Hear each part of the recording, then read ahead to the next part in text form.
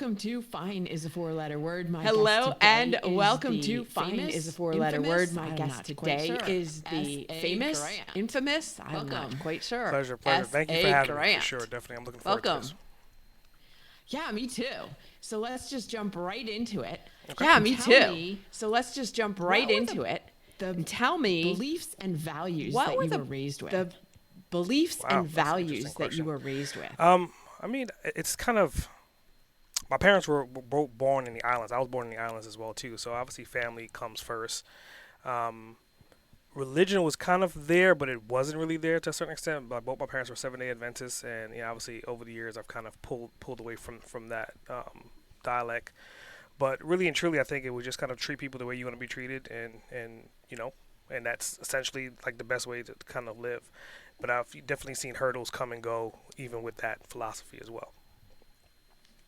Were there beliefs that were instilled in you that maybe Were didn't serve there you? beliefs that were instilled in you that maybe didn't serve I you? think from like the business standpoint, because like my mom, she's always been a worker bee, so kind of seeing her work herself at work. I mean, even till this day, she still is a worker bee, has that worker bee mentality. So not to knock her as a worker bee, but I knew from seeing that I definitely wanted more.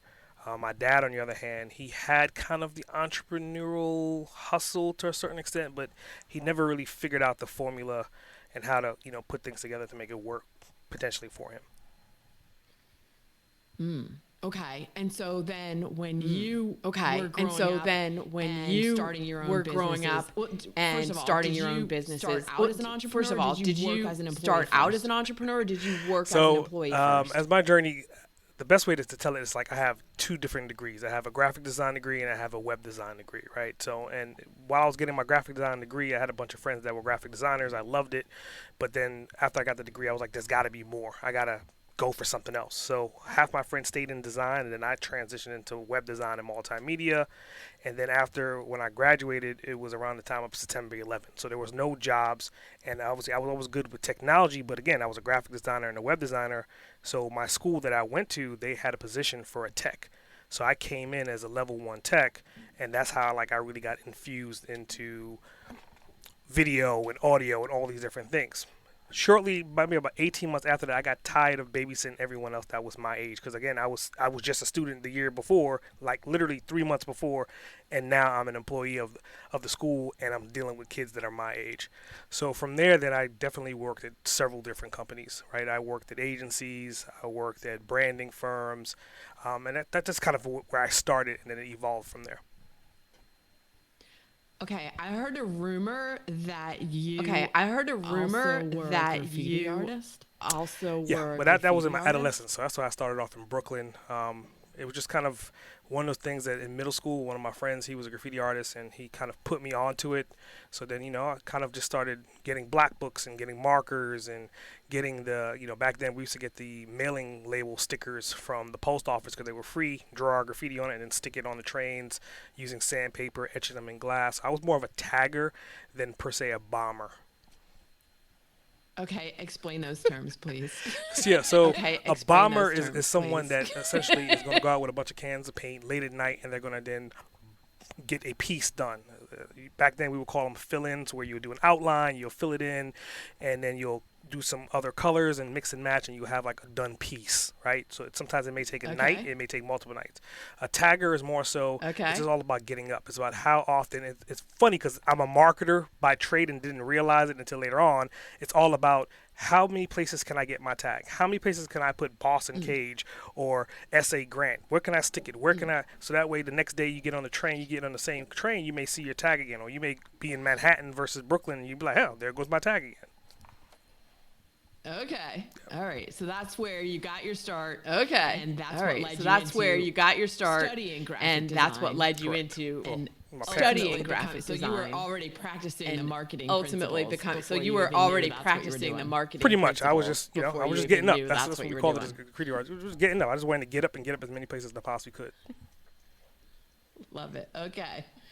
So yeah, Love and then it. Okay. like you just have So many. yeah, and then like you like, just the have so diversification many of your like the diversification of your businesses your is like businesses. more than almost anybody else I is know. like more than What almost talk- anybody talk else I about that. know. Like what what inspired talk you about to that? Like what diversify so what much? So you were inspired working you for other to people, and then you diversify decided what? so much? So you were working So for while other I was people, working for the and then you people, decided got what? married, went through a custody divorce, and I got primary full custody of my son. So that was like my first initial push to kind of start my company.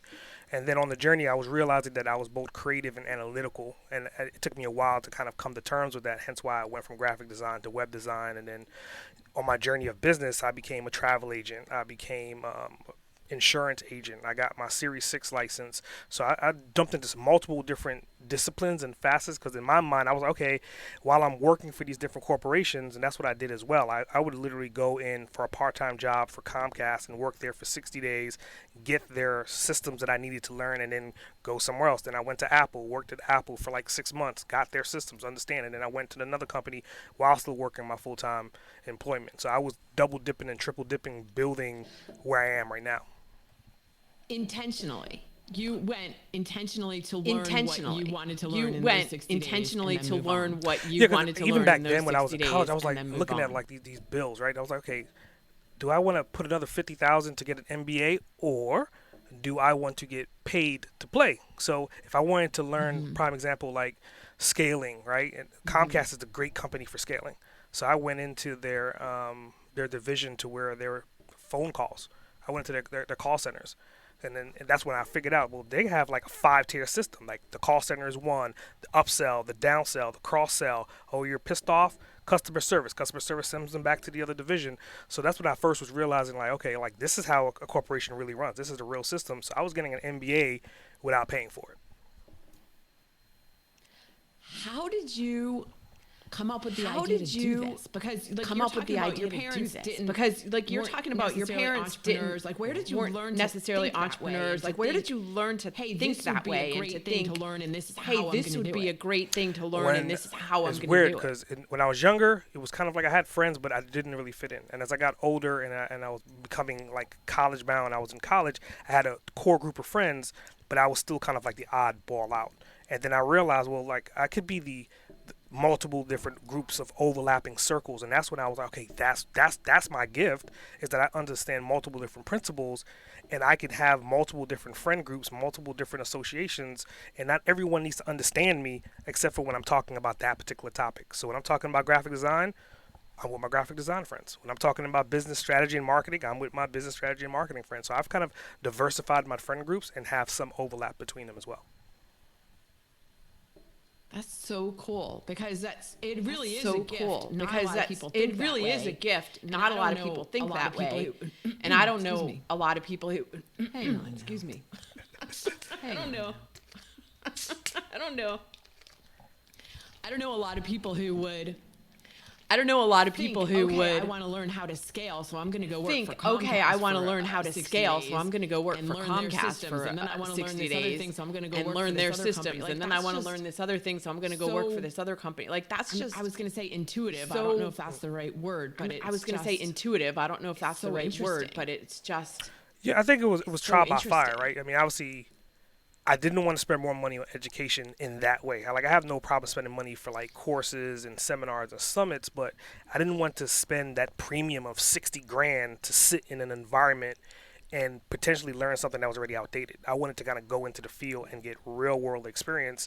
And, obviously the bosses in that environment, they didn't know what I was doing. They would give me my reviews, and then I would just sit there and be like, yeah, okay, thanks, appreciate that. And then, I put in my resignation in 60 days and move on to the next thing. So I think more people are thinking that way now. I think but more back people when are you were thinking doing that it, way not very many now. people were. But back when you I were would say doing it, that. not I need very to go many get my people were. MBA. That's how I'm gonna. Like they were thinking, get I need my to go get my education. MBA. That's how I'm gonna Nah. get my again, for me, it education. was more so I wanted to kind of build an enterprise, and I was like, okay, and my original company was called Cerebral Graphics, then it morphed to Cerebral Media, and then today I still own it. It's called Cerebral 360. So as I was going through these transformations, I was like, okay, we're not a graphic design company anymore. Okay, we're not a media company no more. So 360 is the only thing I can kind of come up with to kind of encompass it, and got the trademark and all that. So I was like, okay, I'm going to build this massive corporation, and that's what I started working on developing, and that's why I became a travel agent, and that's why I jumped into all these other spaces, because I was like, I'm missing these nuances, I'm missing these little elements, these little tips to get to the next level. So talk about how did you, okay, so travel agent. So talk about how did you, okay, so travel agent and graphic design, insurance seemingly not and at all related graphic to design each other. How did you seemingly choose not at all related to each other? to How did you choose dive into? the different So areas with the to financial side, dive into? once I realized finance was like the end all be all to everything in our world, right? As far as like the numbers go, I was like, obviously I went to an art school. So they taught me how to press buttons. They taught me how to execute. They taught me how to be creative, which is all great things, but they didn't teach me how to do any finances. So I was like, okay, in order for me to be a good business owner, like when you sit at the table and you're offering a deal or you want to close something, you have to know what your value is. But at the same time, you have to know how to present that value to get the money that you want. And then you could be creative and be happy and design everything. That's a separation that we have between those two environments. So I was like, I'm going to go head over heels into that environment. And I had an opportunity to become an insurance agent. And once I realized like that business was essentially more of a marketing play and you can build teams. So I was, at one point in time I had about 200 agents on the East Coast underneath my branch. And I was diving deep into it and we was traveling for events, hence the travel agent. I was like, well, okay, all these people are traveling, we're going to events. I have the marketing, I know how to communicate with them, but let me help them out with like understanding how to travel, how to save money. And as we're going to have 50 people traveling from different states, it only makes sense that I be the travel agent and funnel those revenues in that way as well. Of course it does. Of course Okay. it does. Yeah. Okay. What else did you get into? What Oh, else? man, What I'm else just- did you just get trying to into? think. I mean, I've done a lot of different things, but I think collectively, probably the most interesting out of all of them was probably the insurance branch because I dove so deep into it for 2 years and to the point to where I got a Series 6. It was kind of like, what the hell does a graphic designer have to do with a Series 6? And a Series 6, those that don't know, it's kind of like, it's not a Series 7, but it allows you to kind of, do investments to a certain extent. I can go in and do 529s or 401k, and I could help people establish those accounts, which has nothing to do with graphic design whatsoever, but it gave me the principles that I needed to understand money and understand how to manipulate the market. And like prime example, NFTs are a new thing, but NFTs are essentially based upon blockchain, and blockchain essentially is crypto, and that crypto is then based upon the economy. So it all rolls into each other. I suspect I know where you're going now. I suspect With I know your- where you're going now. With the combination of graphic design your- and with the combination blockchain. of graphic design and Oh, that makes sense. But we can blockchain. get into that in a minute. Yeah. So, But okay, we can so get into that in a minute. So because okay, the show is so called Fine is the four-letter word. At some because point, the show is Yes. called Fine you is the reached a four-letter place word. where At some point, you thought you everything reached a was place fine and where it really wasn't. you Tell me that. thought It sure everything as was hell was fine not. and it So, really wasn't. Tell me From that. 2000 until 2018, I was on that. Okay, I'm gonna work my full-time job. I'm gonna raise my kid. I'm gonna be like the baseball, the basketball dad. I'm gonna be part of his everything that he was doing. I was doing. I was coaching. I was all that. And then at the same time, I was doing the part-time and the full-time opportunities. I burnt myself out. I was the prime example of burning the candlestick on both ends. So 2018, I had a stroke. And genetically, I was inclined for it. High blood pressure, I'm genetically inclined for it. But mentally, I'm like really aware and really strong. So I'm just going to push through everything. And then unfortunately, 2018 happened in October. And I had a stroke, woke up in the hospital, and I'm looking around. I saw my son, saw my girlfriend at the time, who's my wife now, and both my parents. And I was like, this is interesting. Well, whatever happened, at least I made it through that. And then they told me what happened. And then it was just kind of like seeing how bad it was. And I didn't realize how bad it was until they brought food for me. And I was trying to eat, and my right hand was like, food was flying everywhere. They took a geez. picture of me, and my entire right side of my face was drooping. Oh, geez. And I had to pretty much learn how to walk within that time frame. So my goal for that week was, okay, you know what? All that shit happens. So what? What am I going to do now? And that's when I kind of like going back to what you're saying, fine being a four-letter word. I thought everything was fine until the moment when I had the stroke. How long were you in the hospital? Like when you woke up, like how long had were you in the hospital? been Like there? when I you was woke there up, like how a long few had hours. you So it happened on a been Sunday there? night. I woke up on Monday, and I was like, the hell with that shit. I'm going to get out by Friday. So I left Friday. Did you? Hell yeah, I left Friday. Okay. I started walking the Okay. same Did day. you? Yeah. Did okay? That's what I was just Okay, going to ask you it's- because you are clearly That's so what I was just going to driven ask you because learn. you are clearly How so long did it driven take you to regain? to learn. So How it was long multiple did it take phases. you to So as far as regain? like my hands, that was interesting. So that took me like maybe a few weeks of therapy to kind of get that hand strength back. I started walking the same day right after the surgery. So that Monday, they was like, you can wait till Wednesday. I was like, the hell with that. I need to get out by Friday, so I'm walking today. So I started walking around the hospital that Monday, got stronger Tuesday. So by Friday of that week, they checked me out. So potentially I was okay to leave the hospital. But then what you don't realize about this type of thing is that there's side effects. So obviously my brain had some swelling to it, so my speech had completely slowed down. Like, I'm a native New Yorker, so I'm and imagine me having a sudden drawer for like 6 months. Night and day difference to who I am right now. So for the next 6 months, it was just kind of like regaining my thought process. Again, I always think a mile a minute, and then I started realizing that I had to kind of stop everything I was doing and just kind of like wait for my brain and my body to catch up to then have a conversation or to conclude that concept that usually pops in my head and pops out that quickly. And so then there was also depression as well, which was another side effect that you have to deal with. So for the next essential 12 months, I was fighting all those battles to kind of move forward to get to where I am right now. Were you able to run your businesses? Were you able to run your businesses? The beautiful part of like the Cerebral brand was kind of like, I had clientele, and everyone was kind of understanding of what was going on. So definitely the revenue was still there, but I needed something different. I needed to completely change. And I was like, everything that I've ever done, it was kind of 2020 being hindsight. Boss Uncaged wouldn't exist right now if I didn't have that stroke. So that was like my wake up moment to be like, okay, I got all these different things in my mind, all these different achievements, all these different accomplishments that I've made, but it was in the wrong vehicle, the wrong vessel.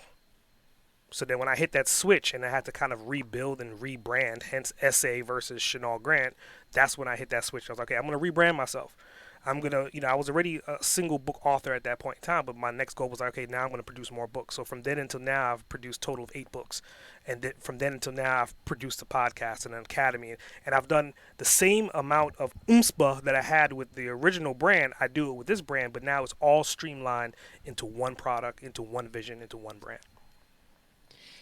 When you had the stroke, it sounds like when you had the stroke, did that more focus? It sounds like that gave you more here's focus. what I want to do as a legacy kind of thing. Here's 100%. What I want to do as a legacy Where before kind of you were thing, a little bit more scattered, potentially, and now you're where like, before you were a little bit more scattered, and now you're like, and it's like how it the all word comes scattered together. from the outside in, it seemed to be scattered, but again, I can show you I had all these different boards and these different schematics and drawings of all the connections to where 10 years down the road everything would make perfect sense if I had got to that level, but until then it seemed scattered. So I definitely agree with you as far as legacy, because when I was doing it, I was like, I was doing all these things, but I wasn't documenting the processes. And I was like, if I was to die on that table right then and there, I would have left a business that was completely scattered.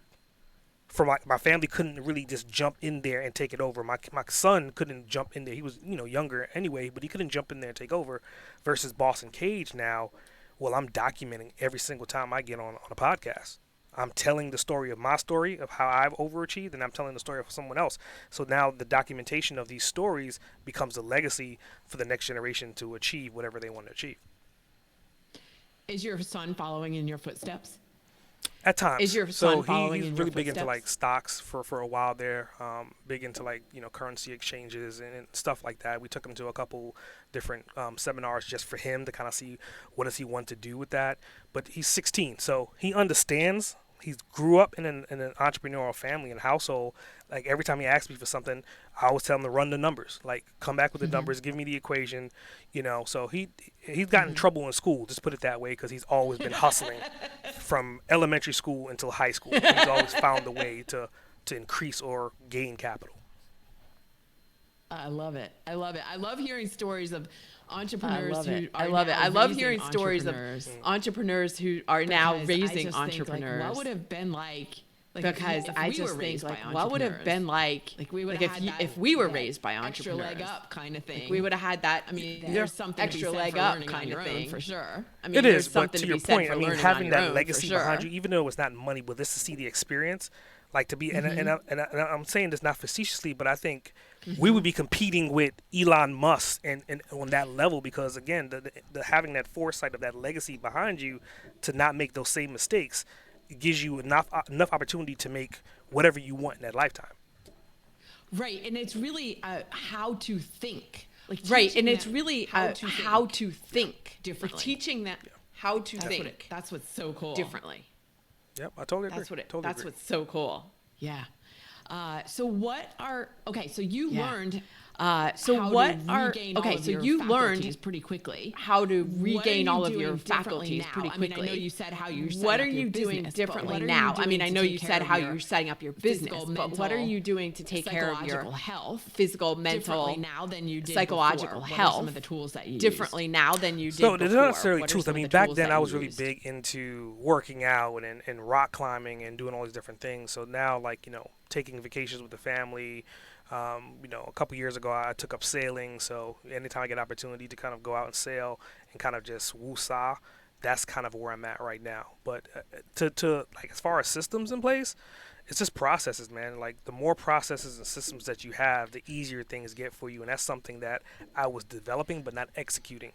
Now I'm definitely executing and developing at the same time. So as something new comes into mind, a new thing that I want to create and develop, I'm documenting all those processes, or I'm creating systems in place so you could just simply hit a button and at least 65% of whatever needs to get done will get done for you. What would you tell your former self, yourself in 2018 or 2017, your former self, or yourself in 2018 or 2017, or somebody in that place else now, who is kind of in that place now, avoid what you went to through. help them Yeah, so avoid for what me, you it went through. was kind of like wanting to know a little bit about everything and doing it. And in reality, you have a lifetime, right? And let's say your lifetime is 70 years. There's almost impossible for you to make all those achievements yourself. So what you're going to have to do as early as possible, and I'm talking about like in high school. If you know that dude that's in high school right now that's like a gaming genius or he's a computer whiz, become best friends with that person. Start communicating and talking with them, because eventually, within 5 years from graduating, you have an opportunity to hire that person to help you get to the next level. So instead of doing it all yourself, position yourself around like-minded people that have specialties. And it's pretty easy to recognize them if you're around them every single day in school. Okay. What else? What would you have done? Like, what else? What would you have done? Like, prevented that stroke from happening? Is there some way that you could have prevented that stroke probably from not happening? working 22 out of 24 hours around the clock, literally day in, day out. It just takes a toll. You get to the point to time to where you're spinning on that wheel and you don't realize you're spinning on the wheel. You're just seeing your goals, but your goals are potentially getting farther and farther away as your health is starting to digress. So taking enough time to kind of stop and realize and to reflect, like literally take a minute to just kind of reflect and breathe. And I think having a family helps that. I think unfortunately for me was kind of like I had primary custody of my son and I had no wife. So I was essentially a single guy with a kid. So if whatever his schedule was, I was there for it. But everything outside of his schedule while he was in school or at night when he was sleeping, I just pushed myself to the brink. Versus now, my wife would turn over and be like, dude, it's time for you to turn off the damn lights. It's time for you to. So that extra person, that extra equivalent, equal in your household makes such a drastic difference that way you're not going to end up making the same mistakes. She's not going to let me make the same mistakes. Yeah. Yeah. Do you have practices like daily practices? Do you have practices like daily practices? Evening routines. People talk about morning routines and evening routines, like but I wouldn't say necessarily it's the routine. Like I can tell you, like, studying all the books and all the things that I've read over the years and just trying to figure out scheduling. So for the longest, I was like, okay, I'll wake up at 9 o'clock. And then obviously, you got to take a kid to school, so you wake up 6 o'clock. So now I'm at the point to where every day I wake up somewhere between 3 to 4 o'clock in the morning. So those opening hours, it just gives me such an opportunity to kind of I don't even look at emails. I just kind of go into whatever content I want to create for that day, or checking on something that I've signed up for, like a promotion or some marketing things or an affiliate deal. And I kind of get like the low hanging fruit things that I know could be very fruitful out the way before 9 o'clock even hits. What time do you go to bed? So on average now, what time do you go to bed? It's funny because I feel like I'm a drug addict. I'm hooked on like these melatonin gummies. So literally like around 8 o'clock, I'll pop my 5 mil and like literally no matter what I'm doing, if I pop 5 mil, in 15 minutes, I'm in a coma. Okay. So somewhere between like 9 o'clock Okay. is probably like my current bedtime. Versus before, my current bedtime was 2, 3 o'clock in the morning. So it's like I flipped it. I used to go to bed 2, 3 o'clock in the morning. Now I wake up 3, 4 o'clock in the morning. I've heard that's kind of like I've heard that's what's kind the of like word? That's the most creative time. What's the word? is. That's the most creative time is like 3, 4 for o'clock. humans to For be awake. between is 3 and like 5 3, in the 4 morning. o'clock. That's when you get For the most between like, 3 and 5 in the morning. downloads, That's when you get the creativity. most like spiritual I downloads. totally agree. Creativity. Like literally, like I've gotten to the point now where I do podcasts throughout the day. But if I'm thinking about like to your point about how wide I'm spread as far as the brand of Boss Uncaged, well, 9 out of 10 of these ideas or concepts came to me in the early morning. Like I'll wake up, and I'm a big listener to audiobooks, so I'm brushing my teeth, and like people make fun of it, but I would say like my toothbrush literally is an Alexa device that plays the audiobook while I'm brushing my teeth. So I'm getting that information early in the morning, and then I'm taking action as soon as I listen to that chapter. I'm like, okay, I need to do something with that. Let me take a note. Let me actively put that into my processes.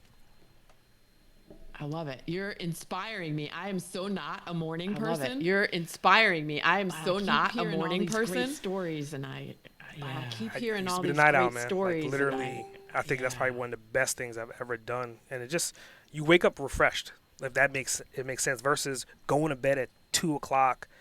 The next day, you're kind of fighting not to wake up, but you know you have to wake up because the world around you is already up. And then by the time you wake up, it's probably like 9 o'clock, 10 o'clock, 11 o'clock. And by the time you actually do something, it's noon. And then the day is pretty much over. Versus you get those first 2 hours, you get more done in those first 2 hours than you can potentially 8 hours. yeah, that's very cool. Yeah. All right. That's very cool.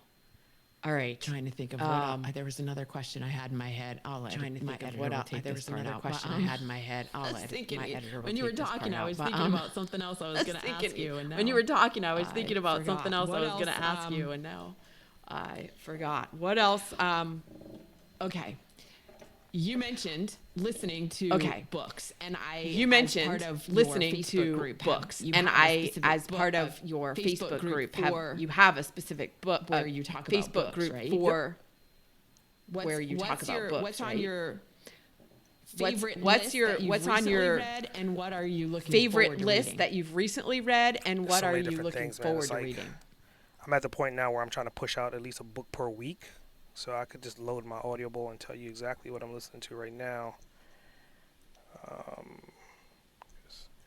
So I'm finishing up the Launch by Jeff Walker because I'm just in that phase of like, I just recently created a launch course, and obviously like my philosophies of like how to do launch strategy and marketing and everything else. So just kind of like, even though you have competition, don't look at them as competition. Look to see what are they communicating, what are they talking about. So if you have not launched anything or you're thinking about launching, by all means go out there and download as much information as you possibly can. Jeff Walker is definitely a good example of that. Next in line after that book is done is going to be Building a Story Brand, and that's by Donald Miller. So that's like on my active list. That's a good one. Yeah, and that's also in my that's a the good book one. club. So the book club, essentially, the concept behind that is every time I do an interview, I always ask the question: what books have you read? What books are you reading? And have you authored any books? And usually, I'll probably get 6 to 8 books from that one question. And so as those books are coming in, my team, what they do, they'll go in, create the cover art, create all the stuff, and then we'll put it inside the book club, and we'll associate it to the episode. So like at this point now, I think we had like 400 books or something like that in our book club. I love that question because I I'm a love big that reader question. Because I'm a big reader as well. Or, okay, I should put it this if way. I'm not getting as much time to read, or okay, I much should time put it to this read way. I'm as not I would allowing like, so I need to myself fix that as too. much time to read as but I I would love- like, so I need to fix that too. Yeah. Books but and I music, love- right? Those are my two things. Books and Yeah, music, definitely. right? I totally agree with you. Those are I my mean, two things. And the reality is a lot of times you can kind of get a mix of both, right? Some of the new age books, they kind of play music as they're speaking to you. So Yeah. So speaking of music, what is your So hype speaking of song? music, the song that you listen to? What I mean, is you're your hype high song? energy to The start song with. that you Okay, listen but when you to. I need mean, to take it up you're high even energy higher, to start what do you with. listen Okay, to? but when you need to Turn take it Down up for What? even higher, what that do you is my listen to? song.